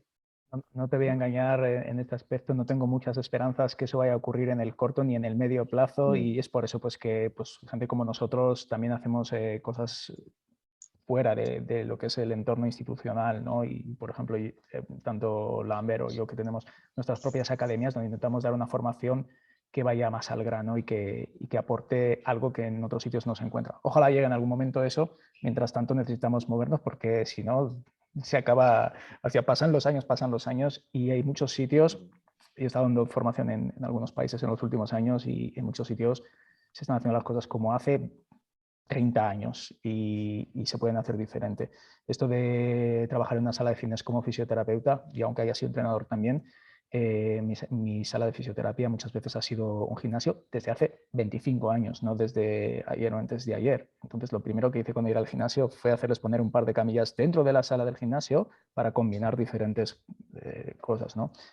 Y quizá en ese momento pues era algo como nuevo aquí, pero ahora ya después de 25 años el que no lo hace es porque realmente no quiero. El cambio tiene que ser también mental y eso lleva bastante tiempo. Bueno, pues no sé, queréis, sí que me hubiera gustado tocar un tema más, no sé cómo vais de tiempo, si tenemos 5 minutos más o 10 máximo para, o ya tenéis que otras obligaciones. Yo puedo. Exacto, tira adelante y ya terminamos estos 10 minutos. Son las 1:15, pues si quieres hasta las 1:30. Lo que nos era para tocar ya el tema hemos dicho que lo más importante al final, dentro pues del conflicto de la lesión del deportista, es el propio deportista al final, que hay que escucharle, como decía Fernando, ¿no? Que hay que pararse, escucharle y decir, oye, que realmente tomar el tiempo para hacer una pequeña anamnesis, para hablar con él, para ver qué le está pasando. Y a veces estamos distraídos hablando tanto de los profesionales que nos olvidamos del propio deportista. Y me gustaría saber, en vuestra experiencia, ya como deportistas o con los deportistas que habéis trabajado, ¿cómo creéis que vive esa situación cuando llega la lesión, pero a la vez se le exige un rendimiento? Tiene que estar rindiendo, tiene competiciones, tiene el equipo, incluso teniendo el mayor soporte que puede tener dentro del equipo. ¿Cuánto fuerzan? ¿Cuánto van más allá de los límites para intentar no bajar su rendimiento? Fran, desde mi punto de vista, por la experiencia que yo tengo, te puedo comentar, bueno, te voy a comentar casos reales, no te voy a decir nombre, pero casos reales. Al final prima mucho lo económico, y eso lo sabemos. Tú cuando estás en un club, vamos a llamar los altos rendimientos, donde los jugadores pues, y el club apuesta por, bueno, pues tiene un presupuesto destinado a, y los jugadores ganan mucho dinero y tienen que volver lo antes posible, pues te obligan a volver prácticamente lo antes posible. Además, la opinión del futbolista, en este caso yo porque vengo más de fútbol, pero la opinión del futbolista es muy importante. Es decir, cuando el jugador se encuentra bien por sensación o quiere volver, aunque tú, esto me ha pasado a mí, creas que no están en las mejores condiciones, incluso el departamento médico no le dé el alta médica entendida, como que también considera que deberíamos de esperar más tiempo. Si el jugador considera que debe de volver, muchas veces lo habla con el entrenador y compite. Y así tenéis el caso de Diego Costa, etcétera, etcétera. Jugadores que vuelven sin estar en condiciones, y todo el mundo sabemos que es muy difícil de que compitan adecuadamente, y se vuelven a romper, vuelven a tener recidiva, pero si es que tenéis que ir al cruzado, al ligamento cruzado anterior. He visto a jugadores como Canales tuvo 3, o Sergio Asenjo creo que también tuvo 3 o 4, o Chimi Ávila ha tenido ahora, después de 5 meses o 6 meses, tuvo la contralateral. Es decir, los jugadores vuelven antes, y vuelven antes porque estamos hablando de rendimiento. Si tú te fueses a clínica, si te vas a la parte donde yo estoy ahora, más la parte clínica, entrenamiento, lo ideal sería alargar todo el proceso, porque hay una parte biológica que eso nadie lo cambia. Es una parte biológica que la aplastia a nivel tendinoso, a nivel regenerativo, tiene que estar el tiempo que tiene que estar. Y a partir de ahí son procesos de return to play, es decir, de volver a juego en las mejores garantías posibles. Y todo se acorta, en rendimiento todo se acorta. Cuando sabemos que los procesos son los que son. Y aquí es, nada, lo que intentamos los que estamos o los que hemos estado alguna vez arriba es pues, hacerlo como dice un amigo mío que se llama José Alfonso Martillo, hacerlo lo mejor que puede en las condiciones que tiene. Y es con lo que tiene, y con las condiciones y con todo, pues intentar hacer lo mejor que puedes y volver con la mayor garantía posible. Pero sabiendo siempre que estamos acortando los plazos. Y esa es la realidad. Excepto que llegas a algún club que, bueno, por unas condiciones X o porque ha tenido X recidiva, te dejen llevar los márgenes un poquito más. Pero estamos acortándolo siempre. O intentamos acortarlo cuando hablamos de rendimiento. Claro. Bueno, ¿no creéis, aparte de la parte esta económica que dices, cuando un futbolista, en este caso que estás hablando de fútbol, o cuando un jugador tiene un contrato X, ya no solamente un tema económico, ¿no?, sino de expectativas, lo que se espera de esa persona, a dónde tiene que llegar, y ya no solo las expectativas a nivel económico, sino las expectativas del resto del equipo para con él, de su familia, de los seguidores que puede tener el equipo. A veces es una presión que quizá puede empujar a esos deportistas a volver antes de lo que toca, ¿no?, como has dicho ahora en algunos casos. Sí, al final, mira, hay un comentario que dijo Julio anteriormente, y es en los últimos años, y nos llevamos muchos años esto aplicando al ejercicio físico, por lo menos yo es verdad que yo soy más joven que Fernando a lo mejor sabe más de esto que yo, pero es verdad que la neurología del movimiento entendida, aplicada al contexto de ciencia del deporte, estamos leyendo de los últimos 8 o 10 años, ¿eh? No es una ciencia tan antigua aplicada a lo mejor a la fisioterapia, a la esclerosis múltiple, al ictus, pero entendiendo cómo el trabajo en fase de readaptación, de vuelta al juego, y yo creo que por ahí va la clave. Es decir, nos estamos dando cuenta que esto lo sabemos todo, pero muchas veces esto es como cuando vas a una charla de un coach que no te dice algo nuevo, te refuerzas cosas que tú sabes para intentar adquirir hábitos a lo largo de tu vida. Pues esto es igual. la neurociencia somos conscientes de todo, que el sistema nervioso es el primer órgano, el cerebro, que manda la información a todos los canales, pero olvidamos a veces que hay que trabajarlo. Y hay que trabajarlo porque es el órgano, el músculo que da esa información eferente a nuestros sistemas motores. Y es tan importante que, fijaros, una cosa tan simple, que el pensar positivo y el ser optimista hace que vuelvas antes de una lesión deportiva que aquella persona que piensa negativo. Y esto es real, esto hay muchos estudios de ello. O sea, hay muchos estudios hasta de supervivencia. Fijaros si hay estudios, hay uno que me gusta mucho de un médico argentino que analiza, es un trabajo longitudinal en 10 años y analiza los diferentes WhatsApp en diferentes zonas de Argentina. Bueno, pues a los 10 años se da cuenta cómo aquellos que eran mensajes más despectivos o más negativos, la calidad de vida era menor que aquellas personas que hablaban de una manera, pues, relativamente, vamos a llamarlo, con más actitud, más positivismo, más afrontar la vida de otra manera.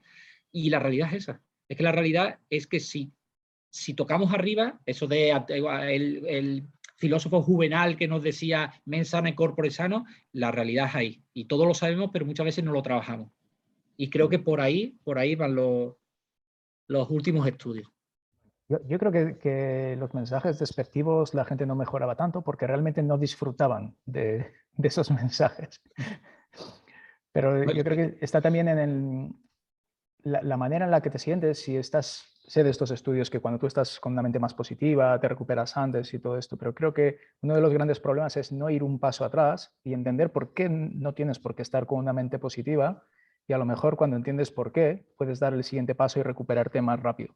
He visto trabajo de diferentes personas que inculcan esto, ¿no? Ahora vamos a estar positivos, pensamiento positivo y tal. Sí, pero ¿por qué vas a forzar a una persona que quiere estar en un pensamiento negativo a tener un pensamiento positivo? Cuando es por una fase de su recuperación, bien, pero le estás un poco empujando a estar en un estado en el que a lo mejor no quiere estar. Yo me iría un paso más atrás y trataría de entender por qué está en ese bucle, en esa lesión y con ese pensamiento negativo. Para mí es el punto de partida para después afrontar el siguiente paso. Sí, pero Frank, y ya le dejo a Fernando ahora que opine sobre ello. Sabemos, voy a poner un caso porque creo que es conocido a nivel de marketing y de historia.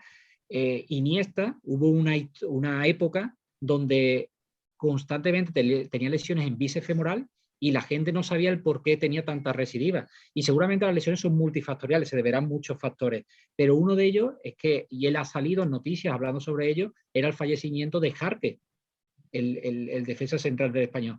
¿Qué quiere decir con esto? Este jugador, al pensar o a tener... sé que todo no va arriba, es verdad que la preparación física es primero ante todo. Lo que quiero hacer pensar o hacer conciencia es que la neurología del movimiento es muy importante y el afrontar las cosas de manera más positiva, aunque todo tiene que tener una base, no quiero olvidar la base, pero afrontar las cosas de manera positiva, pues parece ser que vuelves o tienes mayor posibilidad de volver antes y con mayores garantías, sin olvidar todo lo que tú estás diciendo, Frank. Y Iniesta, el pico de cortisol en estados negativos que le conllevaba seguramente a producir mayor cocontracción de la musculatura con todo lo que ello conlleva, pues seguramente se agravaría. No quiere decir que por eso solo se lesionaría, pero sí es uno de los factores de riesgo que seguramente él tuvo en ese proceso de recuperación. Claro, no, justo eso me refería. Es cuando eso es un proceso inconsciente del cuerpo que crea esa reacción en base a un estado emocional o algo que está pasando, pero lo hace de forma inconsciente. Para mí el paso cuando alguien está sufriendo eso es no, vamos a ser positivos, no, vamos a entender por qué te pasa y después vamos a ver si somos positivos, ¿no? Entonces, primero entender por qué está en ese estado. Solamente eso. Bueno. Sí, no, si vamos en la misma línea. Se nos ha ido un poco la charla ahora, pero creo que es interesante porque todos estos factores al final están relacionados con lesiones y con rendimiento deportivo, ¿no? Que es el tema central de la charla, de este debate que estamos teniendo. A ver, yo creo que lo que es el efecto placebo y lo que es el efecto nocebo está más que evidenciado y es así. Si el placebo funciona y el nocebo también, si te dicen que te va a morir, al final te mueres. Te lo crees y te mueres. Pero hay una cosa que no tenemos que olvidar, ¿no? Bueno, dos cosas.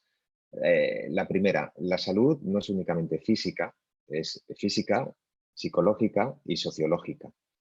Entonces, en la recuperación de un deportista tenemos que contemplar también estos tres aspectos, tanto a nivel físico como a nivel psicológico del propio deportista, como a nivel social. Y al final vamos un poco a la teoría de los sistemas dinámicos complejos.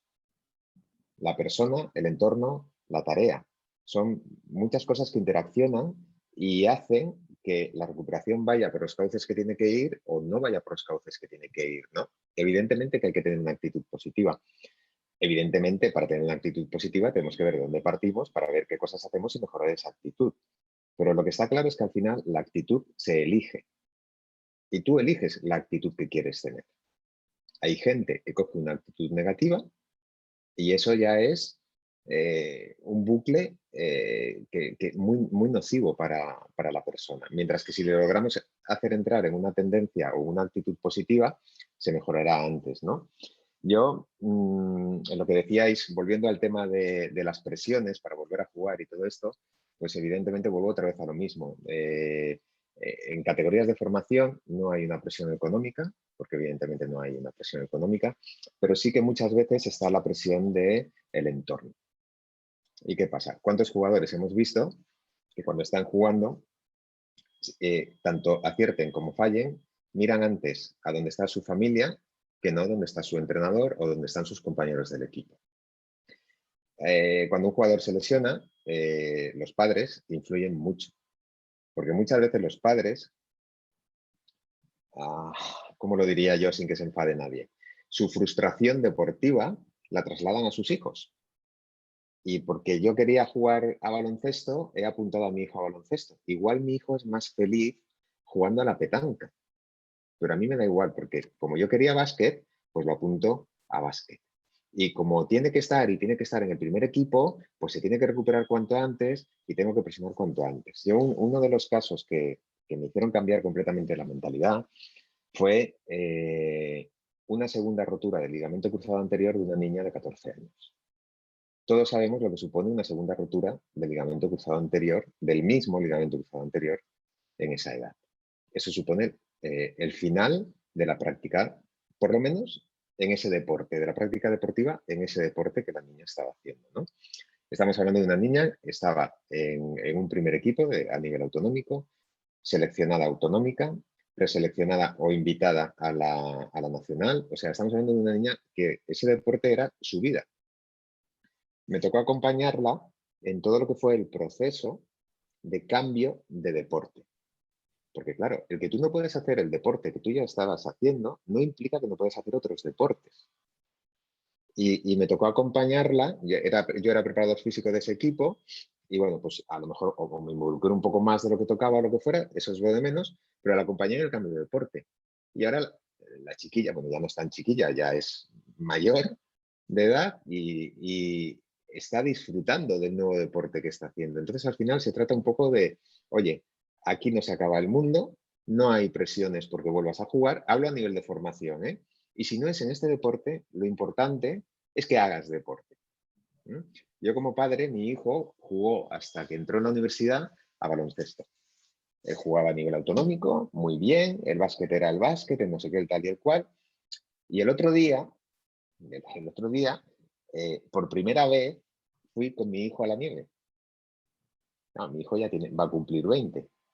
Claro, evidentemente, pues os podéis imaginar una persona, un joven de 20 años que no ha ido nunca a la nieve, la primera vez allí, ¿no? Pero yo como padre, lo que disfruté ese momento me hizo reflexionar si había forzado a mi hijo a mantenerse en el deporte que a mí me gustaba que mi hijo jugara. Y nos había quitado muchas alternativas de, no voy a decir de ocio, pero de compartir tiempo, padre e hijo, haciendo deporte, porque al final estás haciendo deporte. Entonces, claro, es muy complicado, ¿no? El tema de las habilidades sociales, porque tienes que tener unas habilidades sociales increíblemente grandes en categorías de formación para tratar con los padres, y tú mismo tienes que darte cuenta y tienes que ser consciente de estas cosas. Si no las vives, claro, yo estaba en la nieve y estaba diciendo, pero qué estúpido he sido todos estos años, con lo bien que nos lo estamos pasando ahora, mira si en vez de decir, papá, ¿en qué he fallado cómo ha salido el partido, el no sé qué. Hubiéramos trabajado más estos momentos, que son momentos deportivos también, bueno, o de ejercicio físico. Entonces, claro, ahí creo que hay que hacer una labor, cuando digo social me refiero a la habilidad social muy grande con los tutores legales de los niños y sobre todo los niños que están en condiciones de llegar, para que el niño llegue realmente, pero que el niño llegue porque se dan las circunstancias, no porque hayamos encaminado al niño a que tiene que llegar ahí, porque si no luego la frustración es muy grande y no les estamos, que ese es otro de los problemas. La mayor parte de deportistas de hoy en día están educados bajo la inmediatez, la cultura de la inmediatez. Me tengo que poner bien ya, tengo que llegar ya, me tienen que hacer un contrato ya. Entonces, ¿qué pasa? Que cuando caen en una lesión que requiere un poquito más, se frustran enseguida y eso les lleva a conductas psicológicas negativas que le van a impedir mejorar en el tema de la lesión. Pero claro, es que vais a decir, es que lo estás criticando todo, Fernando, me te metes a criticar el sistema educativo, pero es que es la realidad. O sea, cuando tú estás educando a una persona en que lo tiene todo ya, la recuperación de la lesión la quiere ya. Y ahí es muy difícil, porque yo entiendo lo que dice Lame, es muy difícil hacerle ver al deportista que todo tiene un tiempo y todo lleva una recuperación. Entonces, por eso muchas veces creo que en estos equipos multidisciplinares lo primero que deberíamos de tener son psicólogos. Especialistas en decirle al deportista o en explicarle al deportista por dónde va a pasar y cuánto tiempo va a pasar. Y en entrenarle a que sea consciente de esto, porque también es un proceso importante en la recuperación del deportista. Eso sí que le puede hacer cambiar su actitud. Entonces, claro, es complicado, pero bueno, tenemos que seguir insistiendo. Habilidades psicológicas, diría yo, que tenemos que tener todos los profesionales que estamos en el ámbito de la salud, aparte de la figura de psicólogo, pero que tengamos esas habilidades humanas, ya no digo psicológicas, ¿no? Esa capacidad de empatizar, de ponerse en el papel del otro, de entender qué pasa a su alrededor, de entender qué pasa en las familias, súper importante. Yo, tanto desde el punto de vista de la fisioterapia como el entrenamiento, siempre que he trabajado con niños, he querido, bueno, a partir de que empecé a tener conciencia de lo importante que era, obviamente, que empecé como todos haciendo lo que me habían enseñado en la universidad, pero cuando ya tuve conciencia sobre esto, a tener en cuenta qué pasa en esa familia, hablar con los padres, es importante. No siempre hay tiempo para esto. La realidad que nos encontramos con mucha gente que está en nuestros cursos es que tienen 14, 20 pacientes al día si son fisios, o que están entrenando a un equipo o a 3 equipos diferentes de diferentes edades, tienen 50 niños y bueno, pues todos entrenan de la misma manera o hay pequeñas adaptaciones individuales. Es la realidad que nos encontramos. Pero cada cosa que habéis aportado, ya para dar como un punto y final, cada cosa que habéis aportado desde vuestra experiencia creo que puede ayudar dentro del contexto de cada una de las personas que nos pueden escuchar ahí. Que cojan, no hace falta coger todo, no necesitamos cambiar el mundo. Nosotros seguimos confrontando muchos de los conflictos, problemas o retos que hemos visto hoy en nuestro día a día. Y si a alguien le sirve alguna de las cosas que hemos dicho y la puede tener en cuenta para su día a día, pues ya es un paso que habrán dado, ¿no? Tenemos que ir paso a paso. Y una sola cosa puede hacer una gran diferencia, como un día sentarte a escuchar a tus deportistas, un día tener en cuenta, si estás trabajando con edades tempranas, que no trabajes tanto de forma tan específica y empezar a cambiar un poco algunas cositas. Eso ya puede hacer una grandísima diferencia, ¿no? Así que las críticas basadas en la experiencia, como tú decías ahora, es que lo critico todo. Bueno, lo criticas porque tienes la experiencia como para criticarlo y no porque eres un hater instagramer que critica porque quiere reaccionar contra la gente. Hoy en día todo el mundo critica de todo, aunque no tenga ni idea de nada. Críticas bajo la experiencia, creo que eso es un gran aporte, ¿no? Porque es una crítica que puede ser constructivo para otras personas escuchar y decir, bueno, mira, por ahí no, por ahí podemos descubrir algo nuevo. Así que muchas gracias a Lambert y a ti, Fernando, y a Julio, que ya no está aquí. Gracias por este rato que hemos pasado juntos. Espero que volvamos a tener la ocasión de encontrarnos. Y si queréis comentar algo más, y si no, damos ya pues, por finalizada la sesión, si queréis despediros.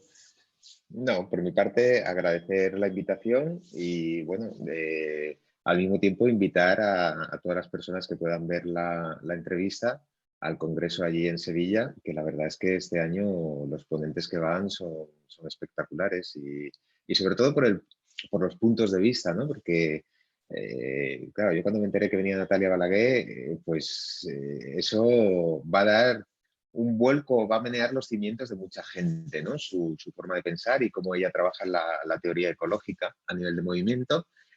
Y luego, pues sobre todo, una alegría enorme cuando vi que estaba Leandro, porque Leandro y yo tenemos mucha relación a nivel académico, mucha, mucha, mucha, y la verdad es que es una persona que, bueno, fue una tesis doctoral muy bonita de llevar a cabo y agradecerle que me escogiera como director de tesis. Entonces, todo lo que ha hecho a partir de ahí, con el tema de las pastillas, es espectacular. Es espectacular y la gente va a disfrutar un montón. Y luego lo organiza Lambe y Manolo y Chiqui. O sea, eso ya es el éxito garantizado y el pasarlo bien y aprender garantizado. Así es que no se corten y que se apunten, ya sea online o ya sea mejor presencial, que nos lo pasaremos mejor. Pero bueno, el que Pues, no pueda, que se apunte online. pues genial. Ahora, si quieres, Lambert, nos concretas un poco más y aprovechamos, porque esta entrevista la van a ver tanto en el congreso que tenemos en Physio Challenge ahora, como seguramente la gente que va a participar en ESIDE. Y puede ser que en algún ámbito más, pero concretamente ahora sí que si quieres darle algún dato más concreto para el congreso, Lambert, perfecto. Nos vamos a encontrar allí todos, o sea que será fantástico. Nada, por mi parte, darte la enhorabuena, Fran, y muchas gracias por la invitación y este tipo de iniciativas, porque siempre creo que son, la verdad que son productivas, son buenas, y yo desde mi punto de vista, fuera de hoy, de estar en la mesa redonda, a mí me gustaría escuchar, porque al final son diferentes profesionales que tenemos todos, es verdad que tenemos la misma visión, porque prácticamente tenemos una visión realista y actual de lo que se está haciendo, pero siempre tenemos, bueno, puntos de vista, a lo mejor algo diferente, que eso también nos enriquece a todo el mundo que esté escuchando. Al final no hay una manera, hay maneras de hacer las cosas o diferentes maneras de hacer las cosas para llegar a un mismo objetivo, mejor dicho. Nada, por quien se quiere informar del congreso, pueden entrar en la web www.congresodeoptimización.com y bueno, y ahí verán todos los requisitos, docentes, ponentes, mesa redonda, etcétera, etcétera. Y bueno, y Fran estará allí, Fernando también modera una de las mesas y nos veremos allí todos.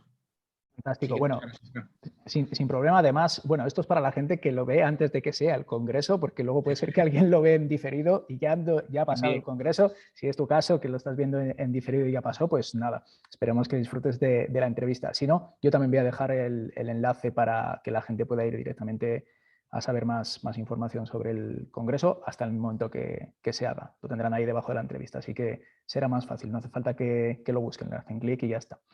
Bueno, muchísimas gracias y nada, nos vemos muy pronto ya. En breve. Gracias, amigos. Bueno, gracias. Gracias a ti, Fran. Hasta la próxima.